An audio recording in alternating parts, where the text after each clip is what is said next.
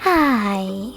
In front of me is REALME Narzo 50 Pro, and today I would like to show you how you can switch on or off location of this REALME.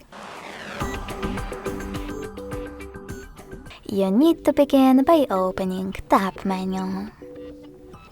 Now look for location shortcut, and when you find it, click on it. In this pop-up, to disable location, select Close. And now when I go back, as you can see, location of this REALME is off. If you wish to switch it back on, click on the same, now white shortcut again. You can always just go into settings instead, scroll down and tap on location section. Then manage it by tapping on this switcher next to location. Thanks so much for watching. If you enjoyed this video, smash that like button, comment and subscribe. Bye!